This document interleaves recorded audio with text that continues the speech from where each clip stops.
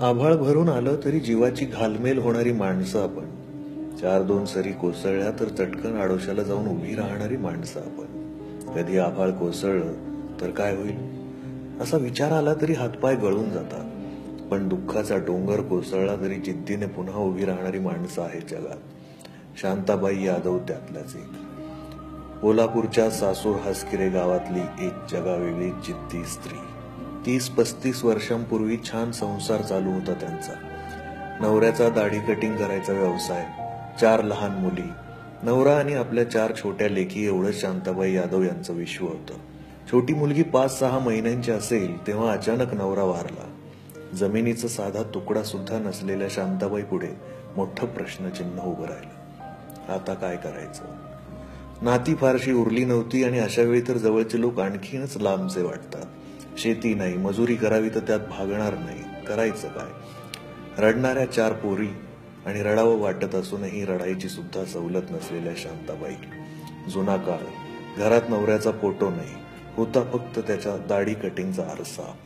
त्यात बघताना जाणवलं की आपण पण तेच करायचं जे नवरा करत होता, लोकांची दाढी कटिंग. आज 21व्या शतकात सुद्धा एखाद्या भारतीय स्त्रीच्या मनात एवढा बंडखोर विचार मनात येणं सोपं नाही. शांताबाईंनी 30 वर्षांपूर्वी नुसता विचारच केला नाही तर तो प्रत्यक्षात आणला. गावातले सभापती स्वतःहून शांताबाईंकडे आले दाढी करायला. पण शांताबाईला वाटलं चुकून ब्लेड लागली, जखम झाली तर. पण सभापतीसाठी शांताबाईंची गरिबीची वेदना जास्त मोठी होती. आपण पुढाकार घेऊन दाढी केली तर लोक पण तयार होतील हे त्यांना माहिती होतं. हरिभाऊ कडूकर हे त्या भल्या माणसाचं नाव.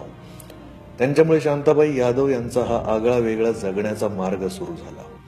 1985 पासून कधी बैलगाडीत, कधी 2 किलोमीटर चालत जाऊन आसपासच्या गावात पारावर पोतं टाकून शांताबाई लोकांची दाढी आणि हजामत करतात. आपल्याला आश्चर्य वाटतं पण या गावातल्या लोकांना त्यात काहीच वेगळं वाटत नाही, कारण त्यांच्यासाठी ती शांताक्का आहे. शांताक्काचा हात भाकरीवर जेवढा सफाईने फिरतो तेवढ्याच सफाईने दाढीवर पण.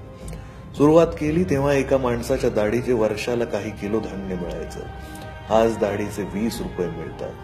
पण माणसांपेक्षा शांताक्का म्हशीची वाट बघत असतात, कारण म्हशीचे केस काढायचे 100 रुपये मिळतात. लोकांची दाढी कटिंग करून त्यांनी 4ही मुलींची लग्न लावली. त्या सुखात आहेत. शांताबाई आता एकट्याच असतात घरी. आजही कुणापुढे हात पसरत नाहीत, दाढी कटिंग करत असतात, स्वतः स्वयंपाक करत असतात, भांडी घासतात. आज सगळे शांताबाई गाण्यावर नाचतात, पण ही शांताबाई उर्फ शांताक्का महाराष्ट्राने डोक्यावर घेऊन नाचावी अशी आहे. आजच्या या युगातल्या झाशीच्या राणीला आमचा सलाम.